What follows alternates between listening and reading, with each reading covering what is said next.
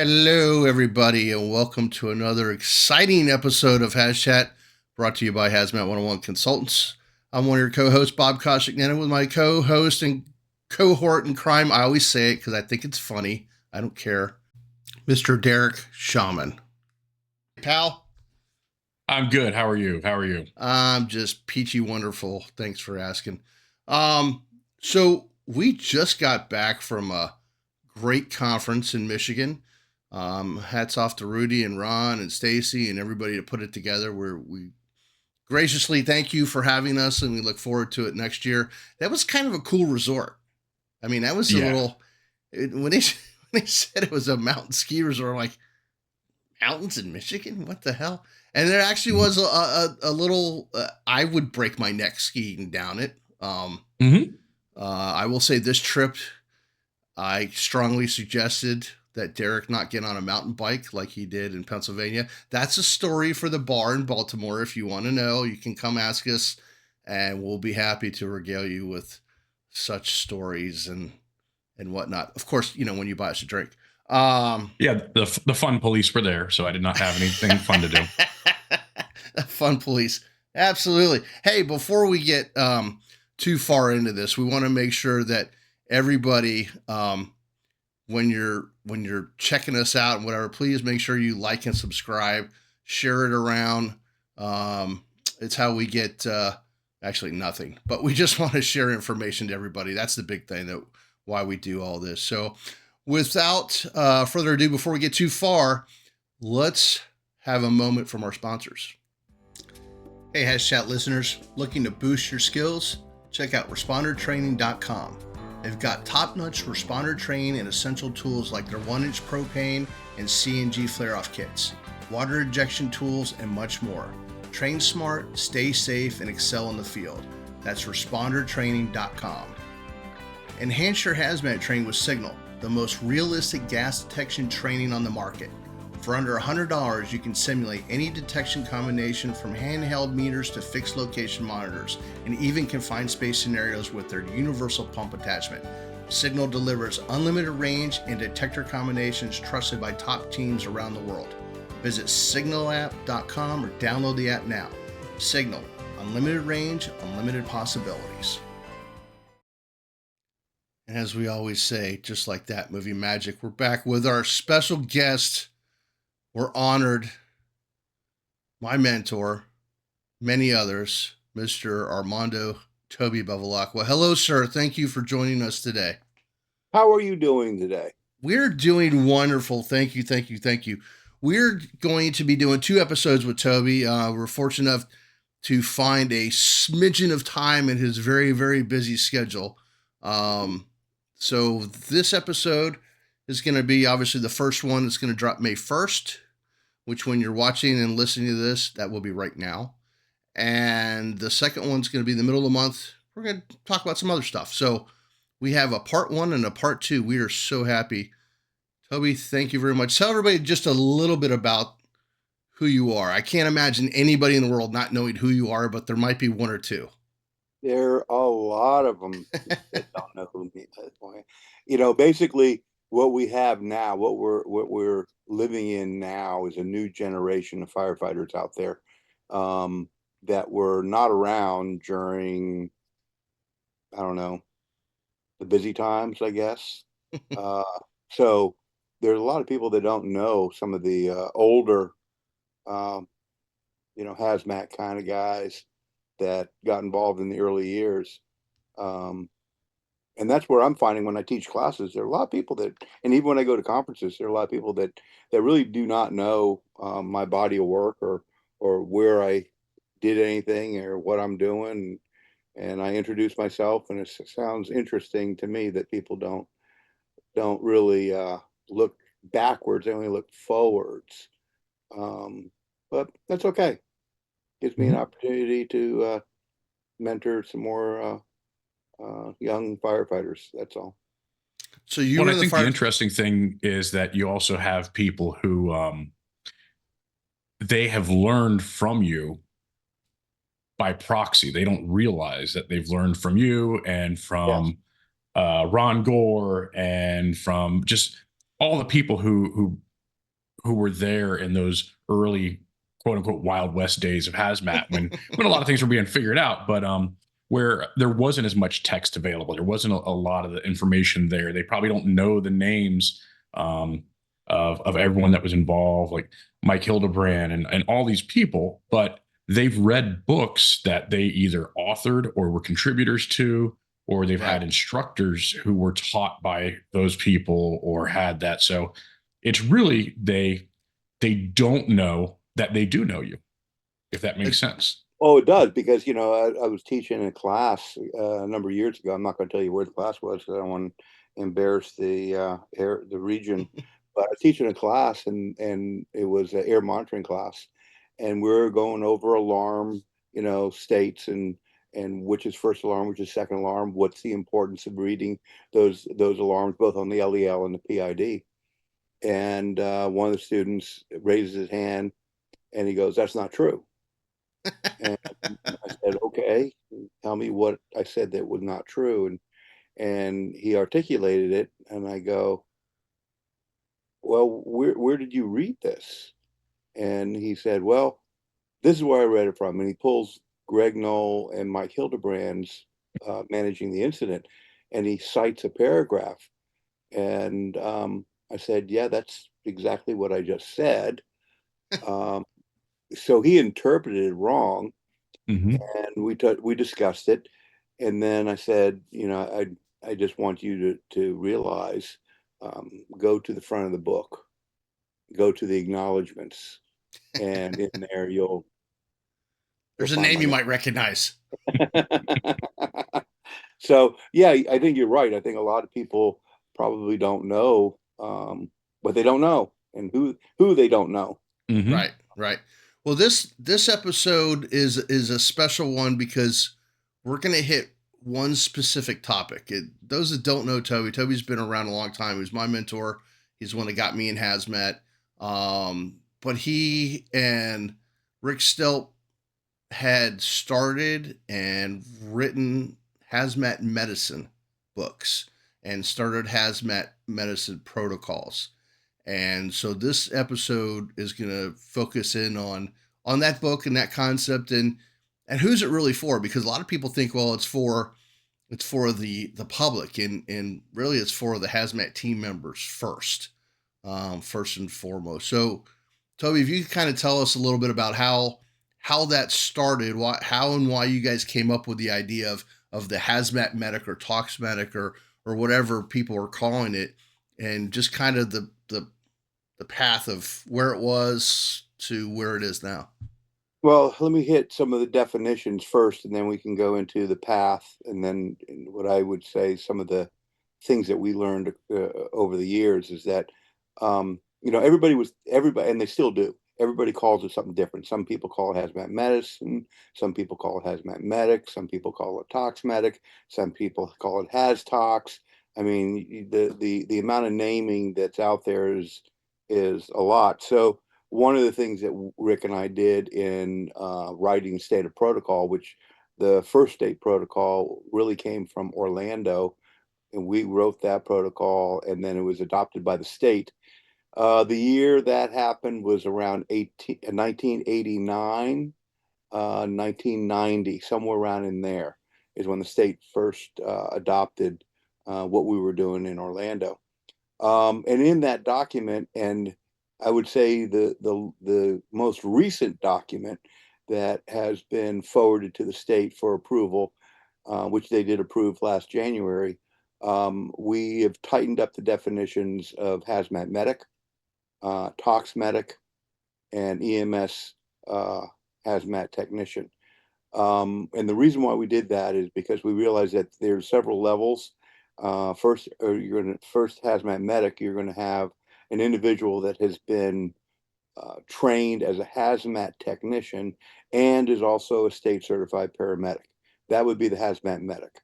The tox medic are those individuals that are either one cert or third service. They are not part of the fire service. They may be ancillary to the fire service, like we have in Orlando as transport, but those individuals would be called a tox medic. They have basic hazardous materials training. They're not hazardous materials technicians, but they have the operation level, possibly mission specific training, but they do have the full hazmat medic toxicology with the ability to give antidotes. And there's a lot of people around the country, for that matter, that's all the medical director wanted. They didn't want to go into the too deep into the hazmat world. And then we decided to make one for the EMT or the first responder level, and that was the EMS, operational hazmat medical responder. So that your EMT or first responder, depending on where you are in the country, could also benefit from. Now they can't push any medications, but they can at least identify certain things that we talk about in the program. How it started. I got to call out Chief Barker, Chief Dave Barker. Oh, there's a Um, name I haven't heard in a few years. yeah, a long time Mm-hmm. ago. Matter of fact, I was at a restaurant, at a steakhouse, about a year, 2 years ago, and this guy comes up to me, taps me on the shoulder. He doesn't introduce himself. He says, "Hey, hello, you're Toby Bevelacqua." I said, "Yep, last time I checked." And he says, "You don't recognize me?" I said, "No, I'm sorry, I don't." He goes, "Dave Barker," and we sat Holy and talked shit. for a while. Yeah, it was kind of cool. Anyway, he said he was putting together the hazmat team.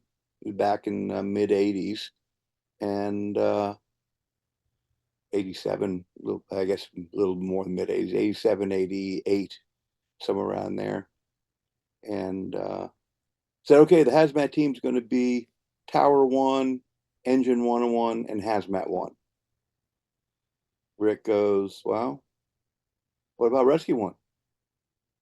He goes, "What do we need a paramedic for?" And Rick, he looks at me, I look at him, and we go, "Well, what if one of the guys get hurt?" Looks at us. He goes, "Let me think about it." So we ended shift. He comes back 2 days later, and he comes up and he says to Rick, he goes, "I think you're right.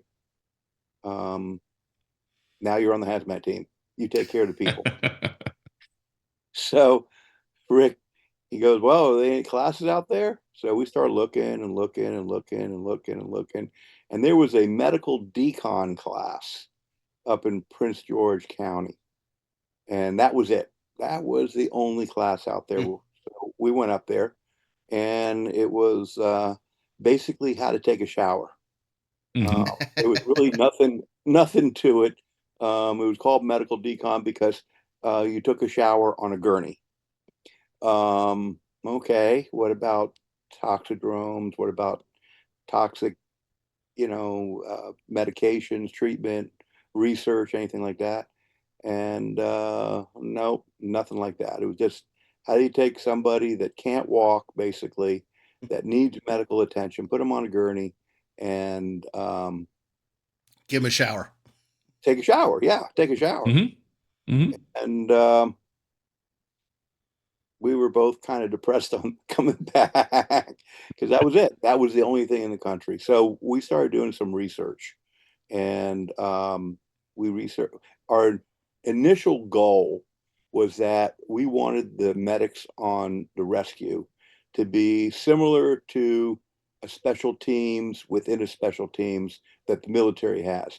So if you're unfamiliar with special operations within the military, they have one or two individuals that have the capability to perform certain medical tasks for a team member. So we kind of looked at it from that perspective, that if something were to happen with a team member, what could we do? We maintained, and we still to this day, in the protocol, maintain the idea of what can we do in the field.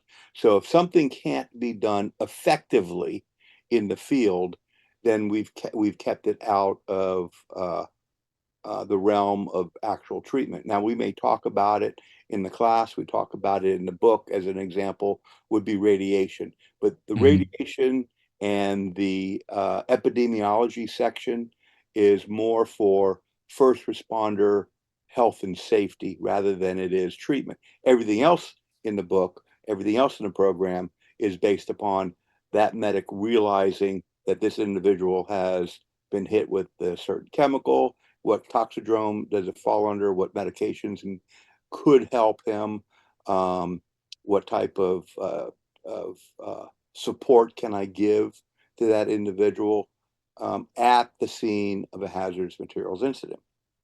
So that was the initial state of hazmat medic, is to be the special team, the 911 for the 911, basically. Mhm. Right.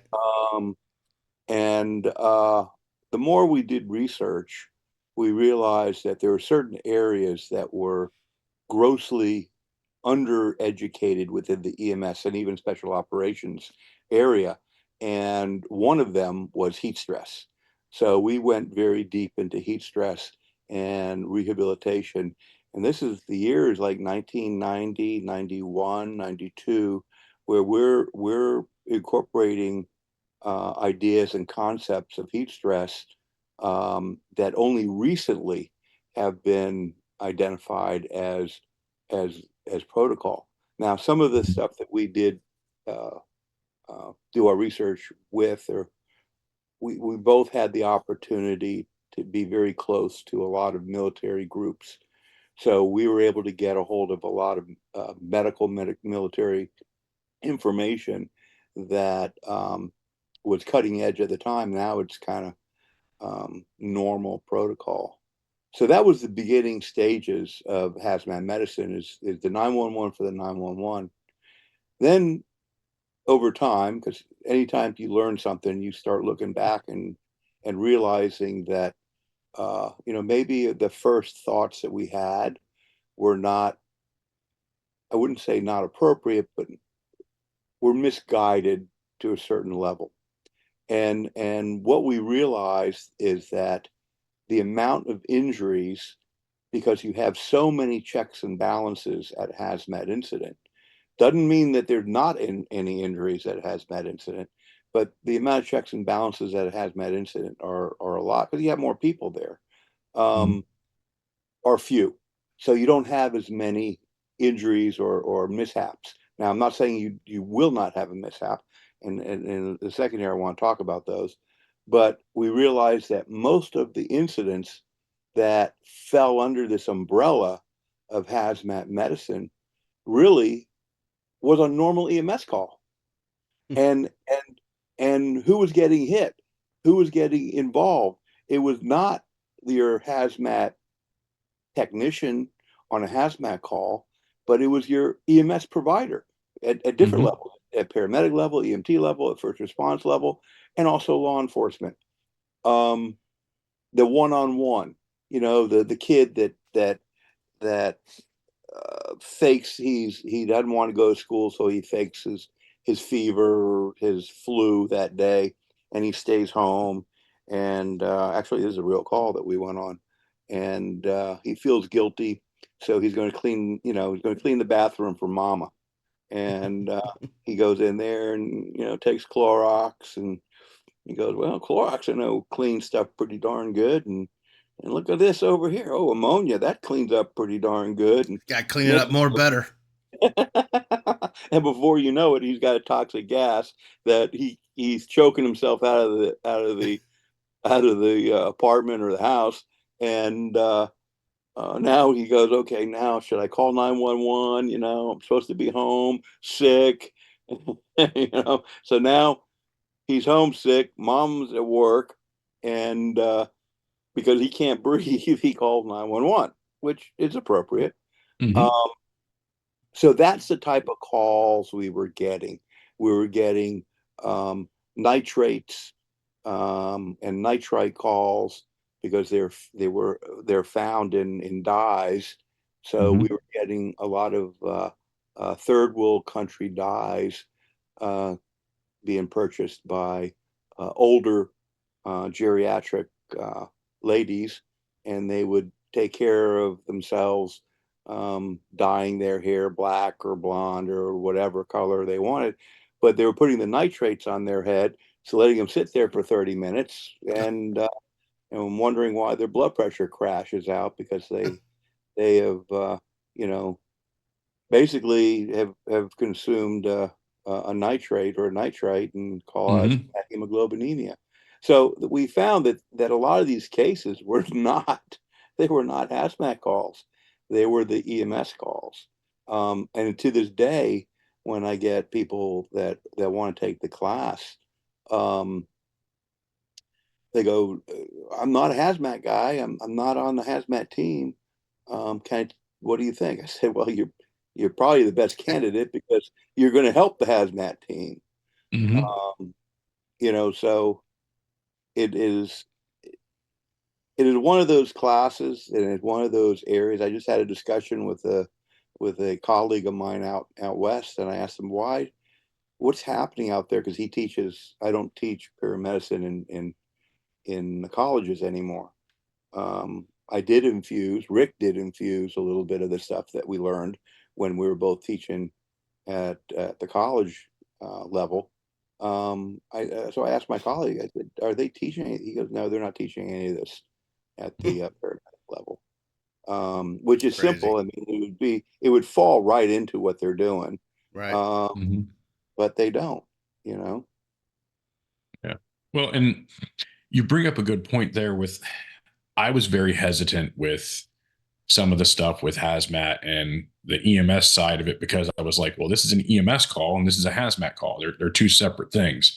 That really kind of hit with when Ebola came out and when Bob and I were dealing with that at the department and preparing for that, and everyone's looking at us, and I'm like, why are you involving me in your EMS problem? But the reality is, our tendency in the fire department is we want to put things into boxes. Everyone wants to put things into boxes. Like right now, we're in Zoom, we're in these little boxes here, but it all really does cross over, like you said. So you have to have that EMS component in hazmat, and you have to have that hazmat component in EMS because ultimately those responders are going to be at the call, regardless of what their cert is, and they're going to have to do something. Yeah. Hmm. One of the uh, projects that I got pulled into a few years back. Don Abbott.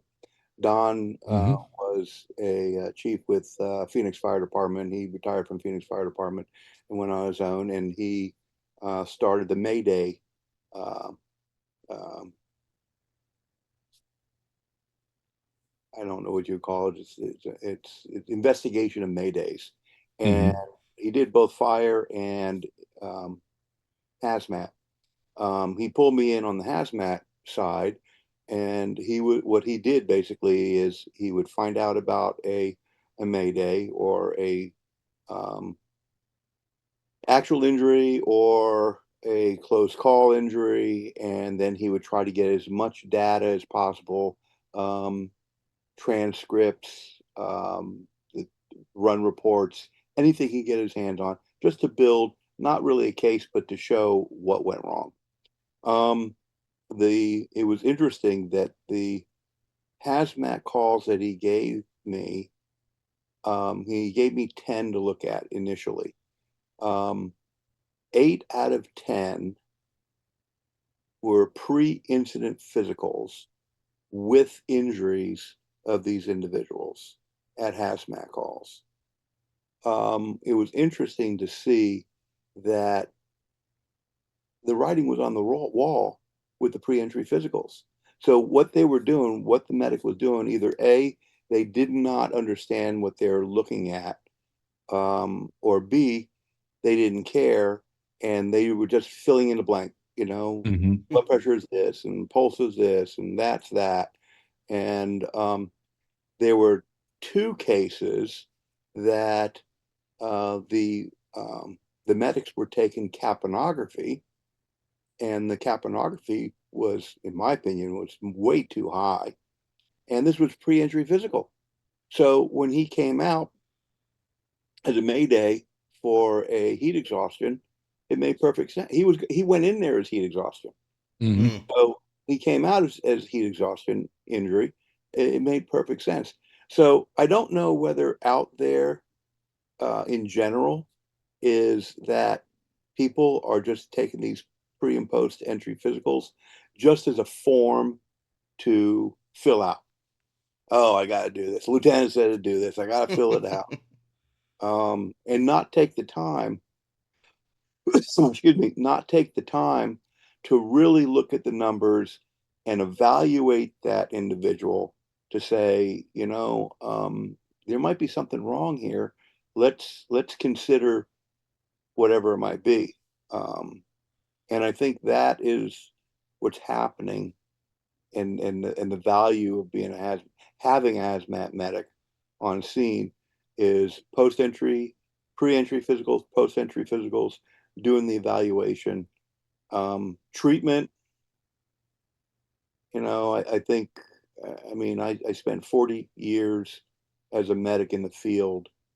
My last few years, obviously, as a as a chief of special ops, but I still went on EMS calls because I liked them. I liked to go to them, especially if they were sounded very interesting. So you don't out of those 40 years, I would say I probably, I don't know, 10, 15 calls that had treatment antidotes. So you're not going to do it that often. What you Right. will do is you will recognize problems in the pre and post entries, physicals. Mm-hmm. You will do some research at a hazmat incident. You can anticipate medical needs, and I'll give you an example of anticipation of medical needs. If and that's why we did a hazmat medic, being a hazmat technician and a state certified paramedic, is the hazmat technician, if the order comes down to say, okay, we're going to mitigate this chlorine 1 ton cylinder, a hazmat technician on a wonderful summer's day in September in Florida is going to know that it's going to be hotter than hell in that suit. Mm-hmm. And there's no way around not using a suit. And if the 1 ton cylinder just so happens to be in an open area where there's a solar load on the individual, um, the hazmat technician, hazmat medic's going to realize, you know what? There is a really high probability that this person is going to go into heat stress. So that would Mm-hmm. be an example of anticipation of medical needs. Um, we had several incidents in Orlando back in, I would say, middle, late 90s, accidents. Um, I'm not sure what was on scene. I don't know what happened on scene. I wasn't privy to a lot of the details, but I do remember there was several incidents that we had that a hazmat medic probably should have been assigned to that firefighter that ended up going to the hospital, just to be the medical advocate for that firefighter. That firefighter can't do it himself, even if he's a medic. He can't do it himself. The stress of the incident and the stress of being injured, he's not going to think clearly. But a hazmat medic that's assigned to that person can look at it from a third person perspective and say, okay, let's see what's happening here, and maybe calm him down a little bit. Now I'll give you an you guys had the hazmat medicine book, which is everybody can see who's watching can see it on the screen. But then you guys also built a hazmat drug box We with, did and if I remember right, it had hazmat protocol cards. cards. That's it, in the Pelican box. Um, Mm-hmm. and I think if memory serves me right, it was even an orange Pelican box. I do recall. Mm-hmm. It And it was. had a color coded system, which was Color great. coded system. Yep. So those of you that are listening and can't see what Toby's holding up, Toby is holding up the what's the name of it, Toby? I can't see the name of it. hazardous materials protocol, paramedic protocol. So it's little flip cards that it's a quick reference guide, and it gives you dosages. Is that right? For different. Yep. You have the dosage. It's all color coded too. And that was the Mm-hmm. other thing too. We realized here's the back of that card, for example. If I'm Right. not mistaken, it's organized by toxidromes, correct? It is. It is. Because we realized that, it gets back to my discussion. I only had maybe 14, 15 cases over, the 40 years. You're not going to do these things every day.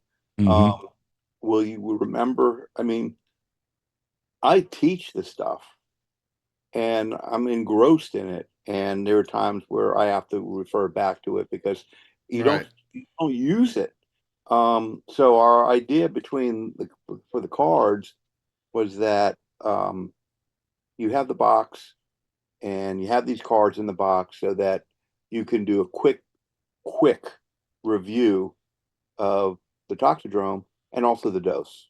Mm-hmm. That way, there's never a question on um, what type of dosages you may have to employ at the and same. and I would say too, if people are listening to this and or they have, let's just say you already have the hazmat medic program and you have the drug box, whatever. I would take these cards and do it like you said. These runs aren't that frequent.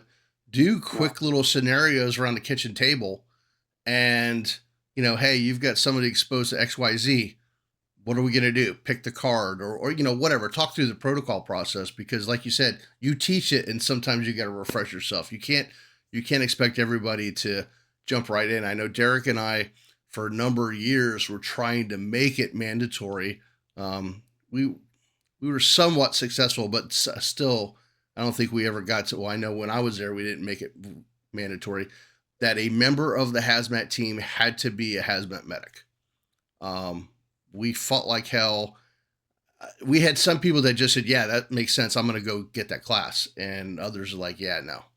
So I highly encourage those that are listening. If you are part of a hazmat team, um, and you need a hazmat medic class, first off, we know the guy. Mm-hmm. Secondly, I do too. I know the guy too. yeah. Secondly, you're helping each other out. It's what it's about. Yeah. Well, and what surprises me is when we go around and we teach, a lot of times we'll come to a point in the class that people will ask about exposures and things like that. And we're like, oh, well, that's where your hazmat medic would come in. And they look and they go, you're what?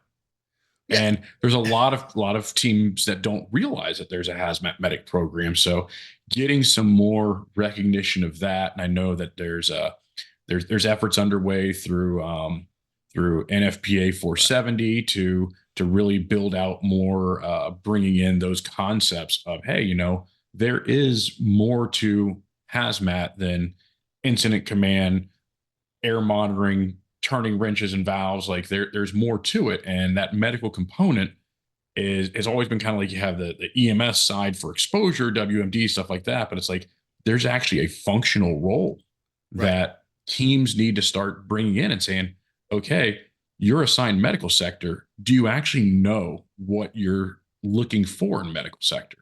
And Right.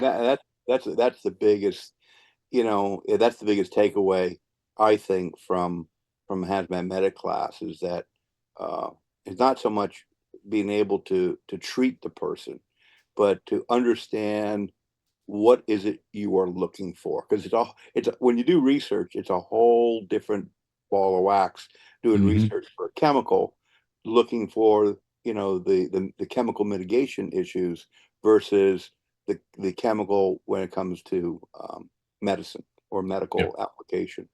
Yeah, the other thing Derek mentioned was traveling around the country teaching and people giving the deer in the headlight look. And the other time that they do that is when we talk about hazmat alert.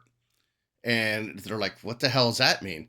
I said, well, you got a trauma alert, you got a STEMI alert, cardiac alert. And trust me, listeners, I'm no medic. I just happen to be married to one. That's as close as I ever got.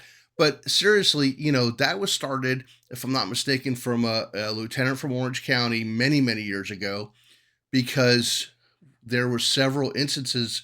I think the very first one was organophosphate poisoning. Somebody tried to commit suicide and drank a pesticide, and they ended up, the medics got sick. Several members of the emergency staff got sick. And then it happened a second time. And this lieutenant from Orange County said, "Hey, we got all these other stupid alerts. Why don't we have a hazmat alert?" And for those that are listening or watching, this is a short synopsis. If you want our protocol, Orange County protocols that City of Orlando operates under, we have a section listed in there what it is. Shoot me a private message, something like that. I'll be happy to send it to you. But essentially what it does is it lets the ED know, hey, we have a patient that was exposed to XYZ chemical, if they even know it. They may not know.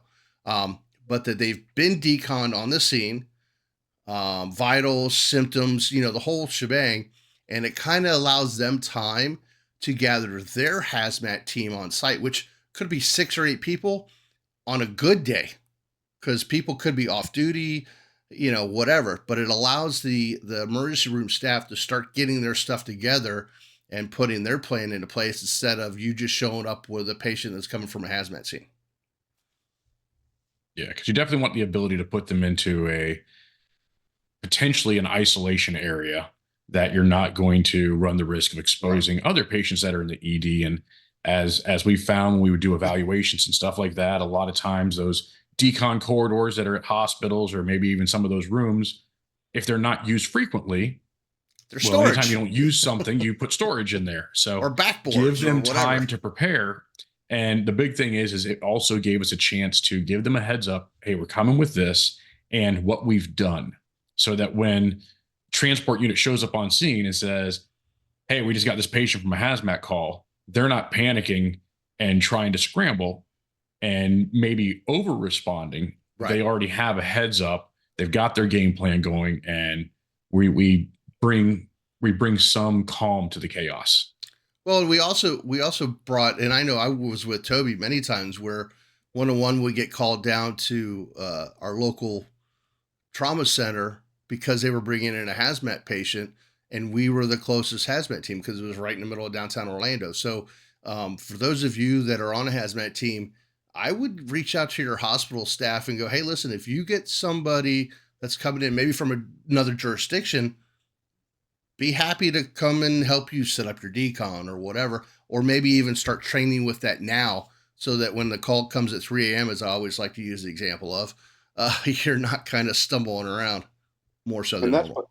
That's what a lot of the agencies have done out there. Instead of putting the burden on the hospital, they said, we're just going to send a hazmat engine over to that particular hospital. That way there's a liaison between the fire department and the hospital automatically. The firemen are kind of geared to the hazmat issue. If the firefighters, if there's a paramedic on board, now there's a liaison between the medical staff. I mean, it's a win-win all the way around. And really the burden on hospitals is to be able to train all these people that need to be trained, because their turnover rate, especially now with all these traveling nurses and technicians, they may be in Orlando for 9 months, 10 months, 11 months, now, and then next year they're Rhode Island or Midwest or Hawaii or, wherever they can get a contract. So for a hospital to keep some of these people up and running, it's easier for the fire service to do it, because, normally firefighters come on to the fire department and they're there for 20, 30 years. So you train them and there's going to be somebody at least knows what's going on. Right. Yeah, we could go on for hours, but unfortunately we've hit that point. So we have a part 2. That's it. So we will be picking up some from where we left off and more at the next episode coming up. But before we leave, first off, Toby, thank you very much for joining us. You're welcome to come on anytime. Well, I should say anytime, because you have no time. everybody says that I'm retired and I'm busy as hell. Let me tell you the guy who's truly retired, but is even busier. And that's our guest. But thank you for taking some time out for us. We really appreciate it. Thank you. And hopefully you learned something. Oh, yeah. And Toby, real quick before we go, Sure. if someone wants to get in touch with you, is there somewhere online they can reach out and find you? Yep. I can send you my and you can put it up in the video if you want, my email. Mhm. And it's hazmatclasses at gmail.com. HazmatClasses at gmail.com. I check it every now and then. So if you don't get an immediate response, it's not that I'm ignoring you. It's just that I might be doing something else. And I'll when get you to you. guys, he'll get to you. He will.